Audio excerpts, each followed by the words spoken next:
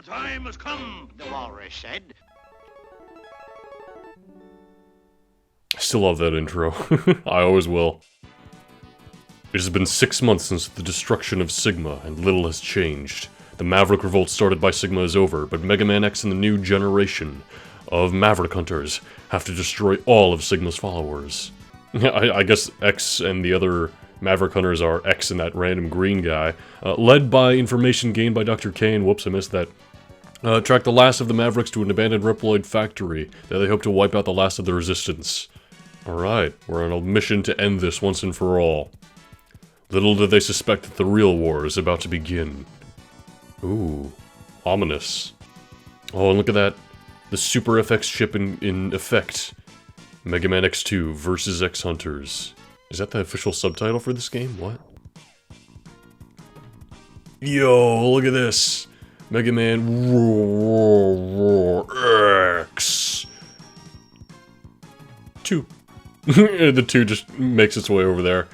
Alright, it is time. I know it was fairly recent we did Mega Man X1, but you know, I did all the original Mega Man games pretty close together as well. And you know, I really wanted to get to X2 because I really enjoy this game. Not as much as the original game. Actually, maybe about as much. It's close. I like them a lot. Controls are the way I like them. That's good. Once again, I want to make dash the right bumper so that I can do dash jumps easily. But now then. Yeah, it's a direct follow-up. X and this random green guy on a bike are taking on the last remaining Mavericks. It's time. I mean, it is our duty as Maverick Hunters, but let's go! Look at this, we have these cool bikes that are on the cover of the game, or the box art. That guy's pulling a sick wheelie. Ooh, there he goes. Alright, it's just you, Mega Man. We have our intro stage here. Just like in the original Mega Man X game, the intro stage is all about getting you excited and ready for the adventure up ahead. Having some simple enemies, a boss at the end, of course. Maybe one we can handle this time, unlike last time. Oh, also, huge props to the fact that this dash is now just part of Mega Man's base moveset. I don't like that we lost all of our abilities from the last game and our design is back to the way it was. I mean, because the whole point of that game was reaching our full potential and becoming stronger than we ever had before. But now we're back to square one. Except we have the dash. And apparently we didn't need a leg upgrade for it, because we clearly have just our base legs. Oh. Alright, thank you, I guess. But of course that means all our mobility is just as good as it was in that game. We have the dash jumping is still there. Wall jumping, which you can use with the dash to go even further. It's all great movement. Just like with the original Mega Man games, the X series isn't stray too far. And yes, this is not Mega Man 12, it's X2, a sequel to X, which is not Mega Man 10. It's a separate series, kinda. Here we have the boss, by the way. This boss looks super imposing, and I love how they have like a 3D graphic to them. But look how much damage that fully charged shot did. They are squishy as can be. And just like that, they're done. Talk about a very quick boss. But yeah, there they go. I mean, I guess maybe we did reach our full potential and we're stronger now than we were last time, and maybe that's supposed to reflect through gameplay, I don't know. But regardless, Mega Man X is successful, but he's clearly being watched by some ominous fellows. This is their leader. His name is Mega Man X. Those who underestimated him are nothing but scrap. We won't make the same mistake. He is powerful, but he's blind to what's happening around him. Our Mavericks will keep him busy until we are ready. Yes, how is the plan proceeding? Collection is proceeding as scheduled. However, we are having problems with the control chip. We have little time. We must finish construction on schedule. We must hurry. Ooh, isn't that interesting? Like, what's happening? Alright, I'm excited to get into this. X2 is one of my favorites in the series by far. Check it out, we got 8 more Mavericks to hunt down. Once again, all themed after animals, just like the last game. The first one we have here is Wire Sponge, by far the easiest, and the stage I would recommend doing first, by far. You want to know why I recommend doing the stage first? I'll show you. Just like the previous Mega Man X game, there are heart containers in every stage, sub-tanks in some stages, and armor upgrades in some stages as well. We want to get as many of those as we can. That's why I recommend doing Wire Sponge first, because, There's our first heart of the game. It's not the only reason. It's also a pretty easy boss and a pretty easy stage overall. The whole gimmick is the weather control they have here with these things, but you can destroy these things to take away the weather control they have. The music is alright. Overall, I think the soundtrack isn't quite as good, isn't quite as good as Mega Man X1, but there are some tracks I like even more than X1, some specific tracks that I'll get into. By the way, here's the other reason I recommend doing Wire Sponge first, is because not only do we get a heart tank early, but also if we go ahead and dash up the wall and over here, we get an early sub-tank as well. I like having sub-tanks since they're just reliable, easy health we can use at any point. So, getting those as early as I can, and this one doesn't require any power-ups. Thank you, game, for giving me the leg upgrade without any issue.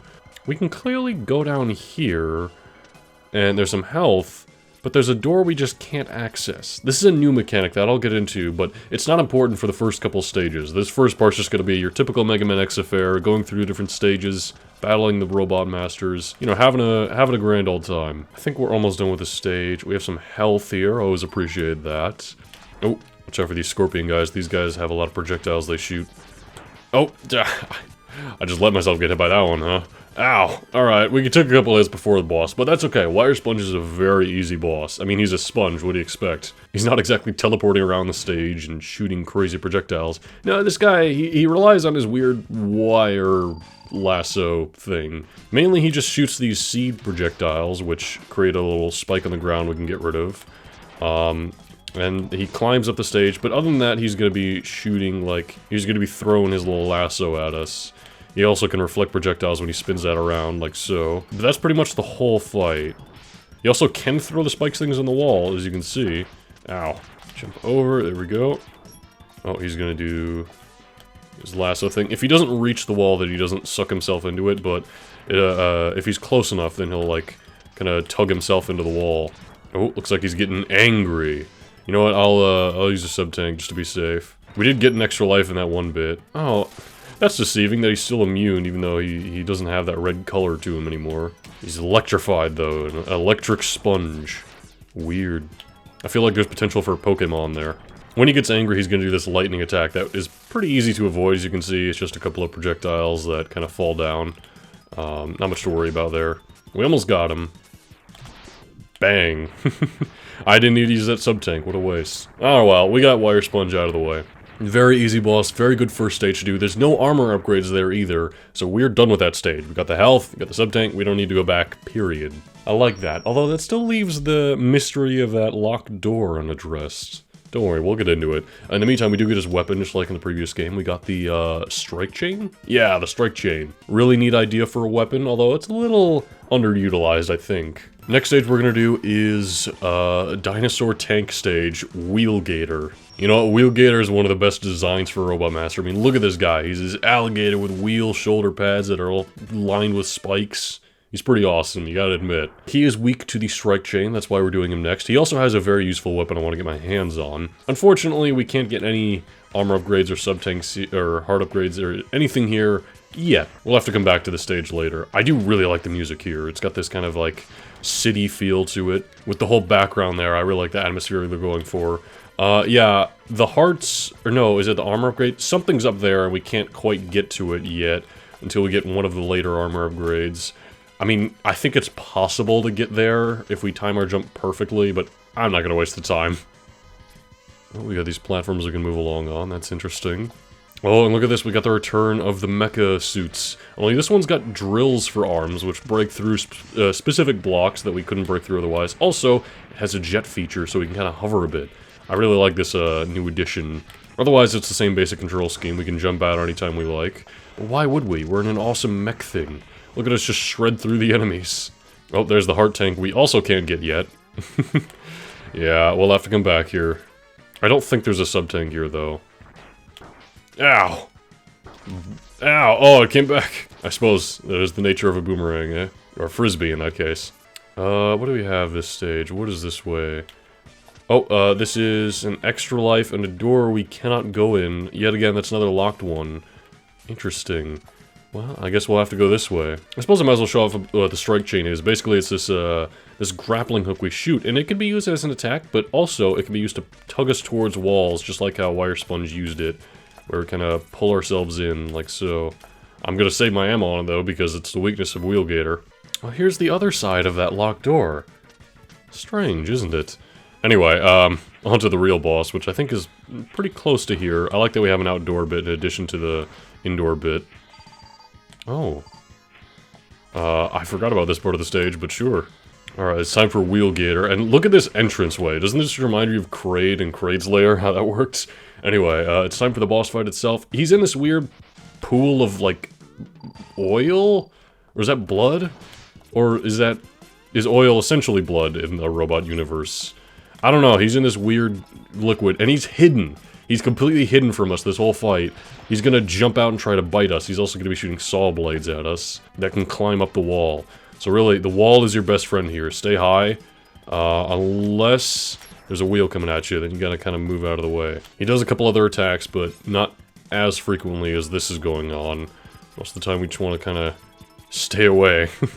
Also, what am I doing? He's weak to the strike chain. I should be using that right now. Strike chain. Pew! It's kind of weird that he's weak to a grappling hook. Like, why does that hurt him so much? I guess they gotta balance the game somehow, right? Although, frankly, I think a lot of the fights in this game you can do with just your X-Buster. I think it's fairly balanced in that way. More than X1, even. Ow, I'll take the hit, that's fine. Pew! Oh, we usually only get one hit at a time because of the nature of this kind of, peekaboo fight, you know? Come on, Wheelgator. Come on up and face me. Ba-bam! Just stay on up there, X. Oh, he wanted to do another attack. This strike chain really doesn't give him the chance to do anything, but he has other attacks. Like he has a M. Bison kind of Psycho Crusher where he barrels himself into the wall and makes a crack in it, which actually stays there and makes it hurt. I think he also shoots a projectile of some kind, but I can't 100% remember. I mean, it's not too important.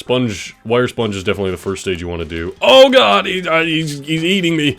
Ow! Oh, okay, so that's what happens if he grabs you. Oh, he's doing it again! Oh god! Ow. Okay. I think we almost got him, so it's okay. There we go. Now you know what happens when he bites us. We got him. He's not all that tough. He doesn't even do that much damage. Now that we've defeated 2 stages, there's an important new mechanic coming in. Next part. So I'll see you for the next part of Mega Man X2.